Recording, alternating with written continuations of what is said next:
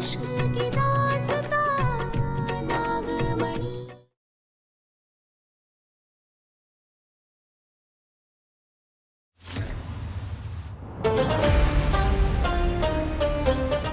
तो फिर कैसा लगा ये घर? भौकाल, पर तुम हमें यहाँ क्यों लाए हो?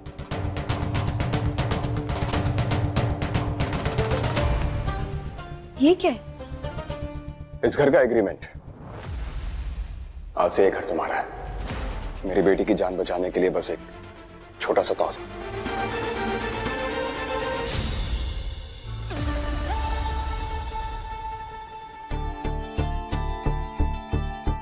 तुम्हारे सिग्नेचर चाहिए इस एग्रीमेंट पे बस।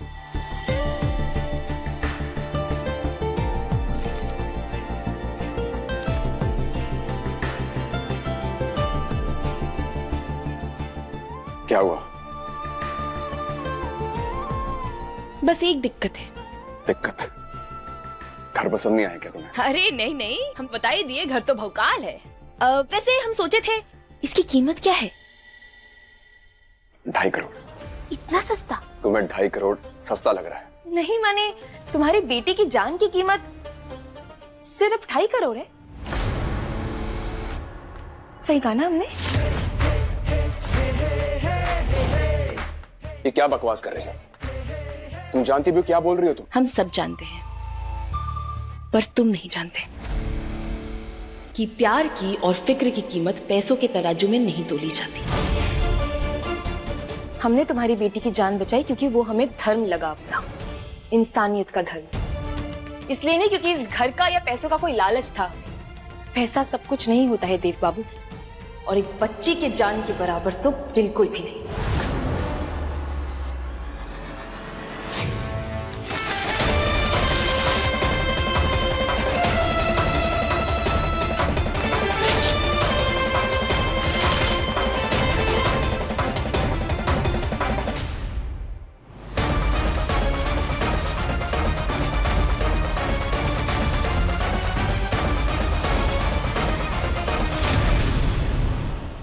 हर बात पे ड्रामा करना जरूरी है क्या तुम्हारे लिए?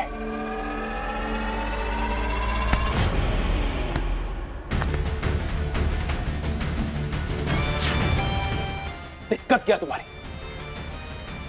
मेरे दिए तोहफे को गलत समझ रही हो तुम। अपनी बेटी की जान का सौदा नहीं कर रहे तुम्हारे साथ, बल्कि उसकी जान बचाने के लिए एक तोहफा दे रहे थे तुम्हें, थैंक यू बोल रहे थे।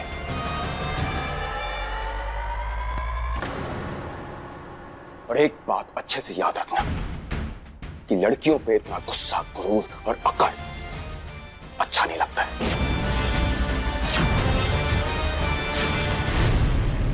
लड़कियां अपना हिसाब किताब देख लेंगी देव बाबू, आपको इतना टेंशन लेने की जरूरत नहीं है। और अपना दिमाग खोलिए और सोचिए थोड़ा बड़ा। तो क्या है ना, जमाने के हिसाब से आपकी सोच एक्सपायर हो चुकी है। तुम अब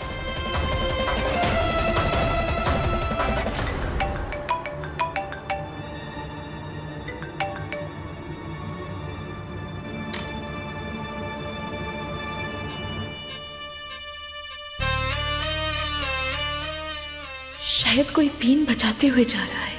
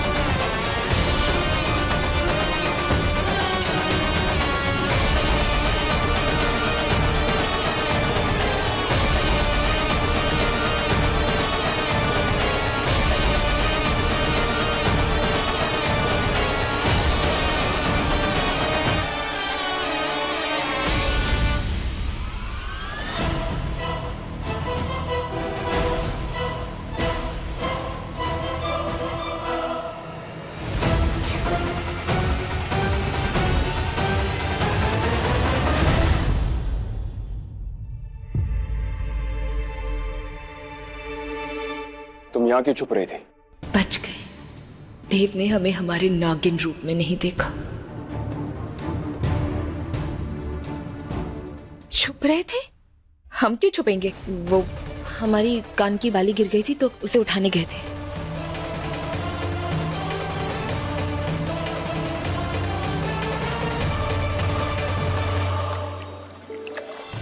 तेरा मिलना ही सब कुछ, न कुछ पाने को बाकी है।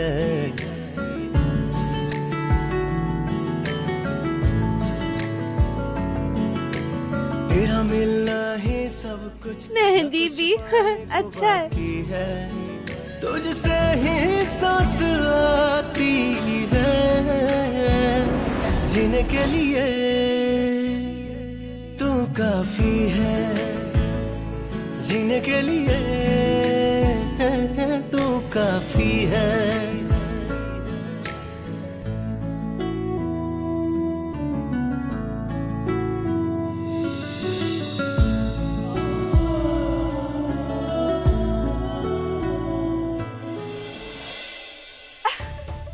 अरे वाह वाह वाह, फुल धमा चौकड़ी चल रही है। हाँ, आज हम वादा करते हैं आप सबसे, आज का दिन आप सबकी जिंदगी का बहुत ही यादगार दिन होगा। मेहंदी तो चली रही है, अब संगीत में हम बहुत ही स्पेशल इंतजाम किए हैं।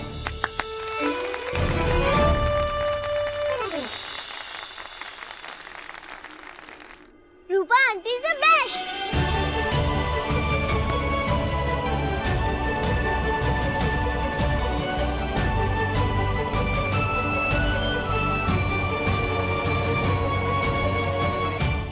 अब बस थोड़ी देर और, उसके बाद हम संगीत की रस्म शुरू करेंगे। क्यों? अभी क्या दिक्कत है भाई? बस एक छोटी सी दिक्कत है चाची जी, एक खास चीज की कमी है, वो मंगवाया है हमने, बस वो आ जाए उसके बाद शुरू करते हैं।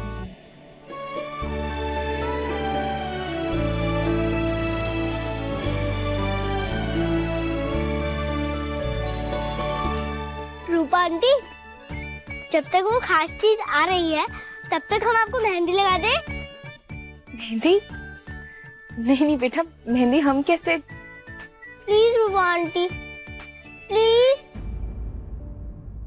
प्लीज।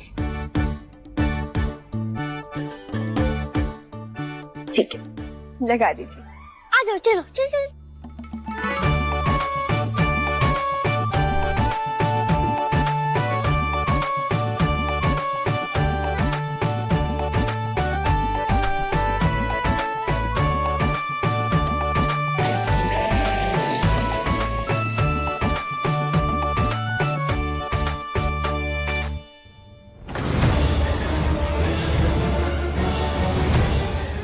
पी?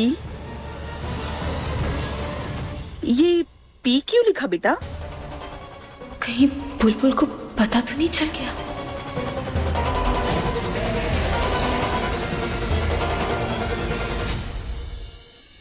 बेटा, उनका नाम तो रूपा है ना, फिर पी क्यों लिखा? ओहो पापा, पी से प्यारी, और रूपा आंटी बहुत प्यारी है ना।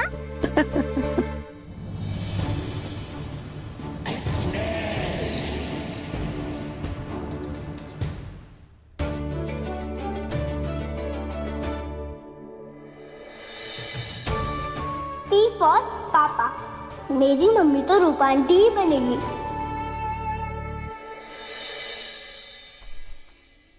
ये लीजिए रूपा जी, आपका सामान जो आपने मंगवाया था, एकदम समय पर लाए हैं। अरे वाह, आ गया। हाँ हाँ, बिल्कुल समय पर लाए हैं आप तो, धन्यवाद। अरे ये सब क्या है? हाँ हाँ, बताते हैं। तो आज संगीत का डांस होगा इन कागजों पे, यानी कि पेपर डांस। सब लोग जोड़े में इन कागजों के ऊपर डांस करेंगे। तो कुर्सी की पेटी बांध लीजिए दोस्तों, क्योंकि बहुत ही मजा आने वाला है।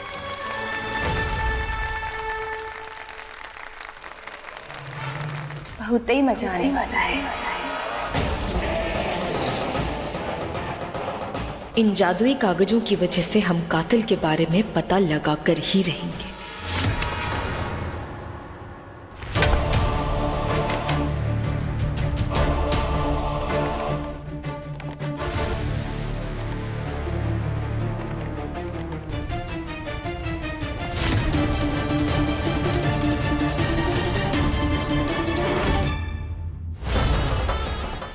आज हम अपनी नागिन की शक्तियों का इस्तेमाल करके उन दोनों कातिलों को पकड़ लेंगे।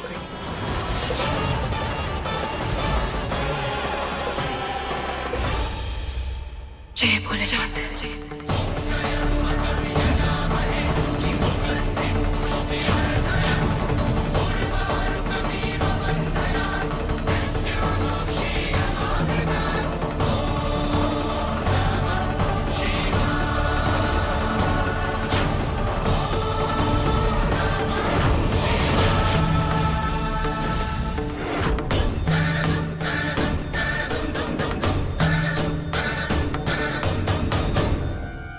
हम नागिन क्यों नहीं बन पा रहे? ये रूपा कहाँ चली गई? संगीत के गानों के बारे में कौन बताएगा? हाँ? जय भोलेनाथ, जय भोलेनाथ।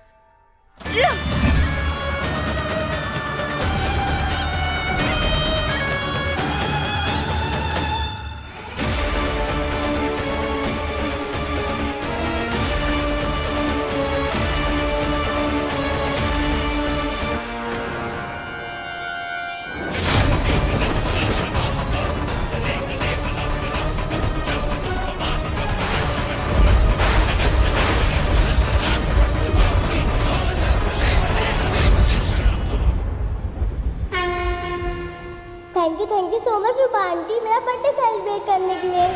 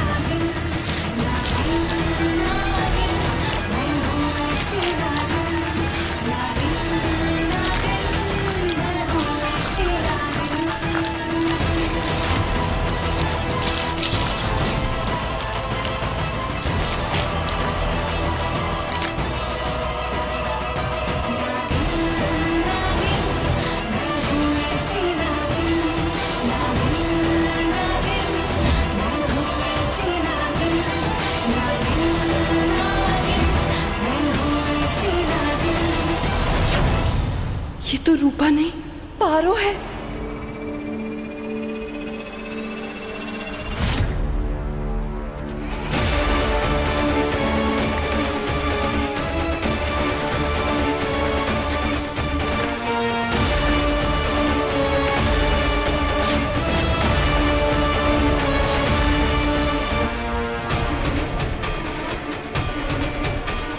हमारे विष की शक्तियों से ये कागज जादुई हो चुके हैं।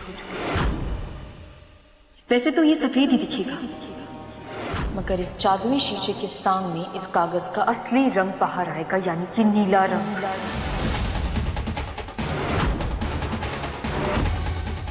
अब हम घर वालों को इन जादुई कागजों पर ही डांस करवाएंगे, और जैसे ही उन दो कातिलों के कदम इन कागजों पर पड़ेंगे, कागजों का नीला रंग बदलकर लाल हो जाएगा। मुझे जीजी को जल्दी से ये बताना होगा। और वो लाल रंग इस आईने के सामने ही दिखेगा। अभी जीजी को बताती हूँ। ये नागिन वापस आ गई।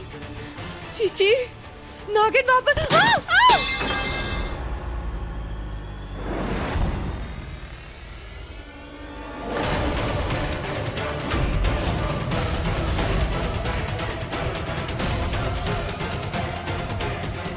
रंभा, इतना बड़ा नाटक, लेकिन अब सब सामने आ गया है।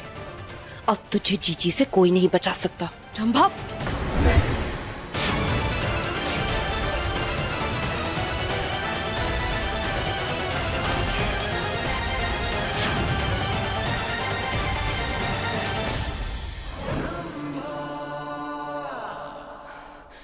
आज तो चीची को ऐसी खबर दूंगी कि वो खुश हो जाएंगी मुझसे।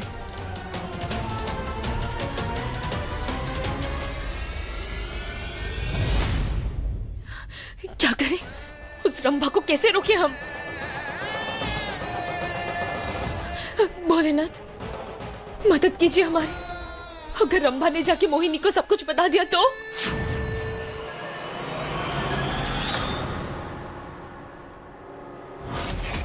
चीची कहाँ है?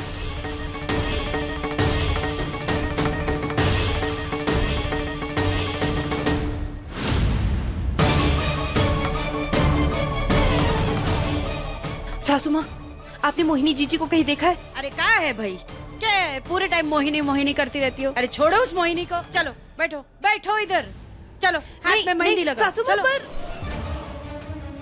कहाँ फंस गई?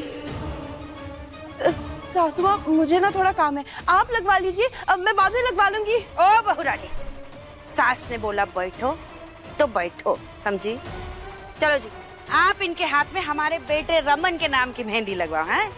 आओ बेटा रमन, आ इधर आ। पता नहीं है मोहिनी जीजी कहाँ चली गई। मोहिनी जीजी तो अपने कमरे में गए हैं तैयार होने। अच्छा? अरे अरे बहुरानी रुको तो। जीजी, जीजी, जीजी, मुझे आपको इतनी बड़ी खबर देनी है कि आप खुशी से झूम उठेंगी। नहीं, नहीं, ऐसा नहीं हो सकता। हमारा मकसद अधूरा नहीं रह सकता। मदद कीजिए भोलेनाथ, मदद कीजिए हमारी। मेरा तैयार होने का वक्त है रंभा, अभी कुछ नहीं।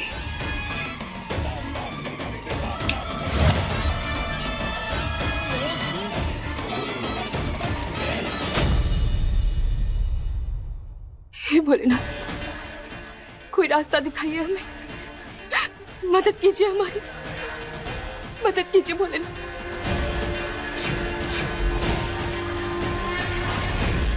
जीजी, पर आप समझ नहीं रही हैं, बात ही इतनी बड़ी है। बोलो जीजी, बात ये है कि वो रंभा बहन, आप खुश? मोहिनी जी यही बात तो बताना चाहती थी आपको रंभा जी, कि आपके मेहंदी और संगीत के लिए इन्होंने अपने लिए इतना बड़ा और सुंदर सा हार बनवाया है।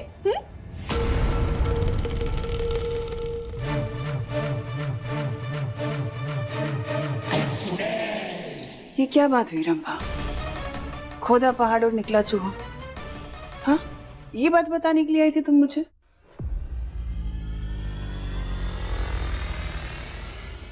यही बात है ना? जी।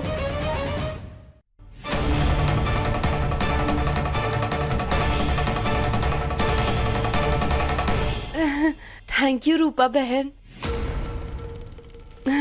जच रहा है ना मुझ पे हार? काश कि मेरी शादी भी तुम ही कराती। मदद कीजिए हमारी, मदद कीजिए भोलेनाथ।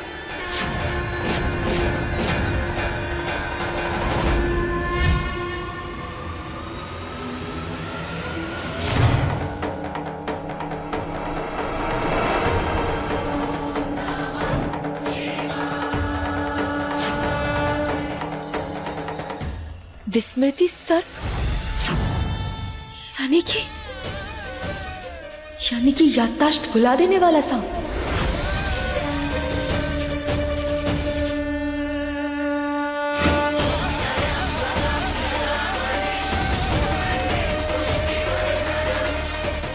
समझ गए,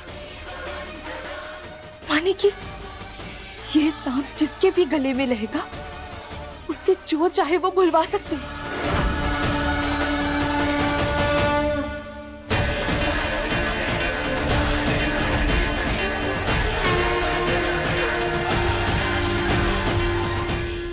भोलेनाथ के इस सांप की बदौलत आज तो बच गए, लेकिन आगे के लिए ध्यान रखना होगा पारो, ये हार रंभा के गले से नहीं उतरना चाहिए।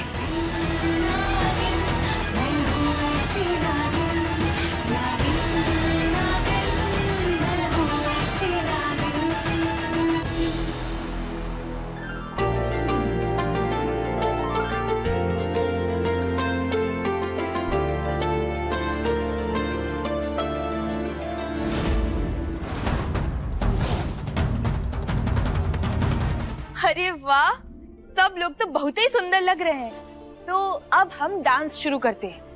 हाँ हाँ हाँ, चलो। ये 5 कागज है। इन कागजों पर आप लोगों को अपनी अपनी जोड़ियों के साथ नाचना है। तो रेडी? हाँ बिल्कुल तैयार हैं। इसी बहाने हमें अपनी बीवी के साथ डांस करने का मौका जो मिलेगा। अब बस इस डांस के बाद हमें पता चल जाएगा कि वो दोनों कातिल कौन है।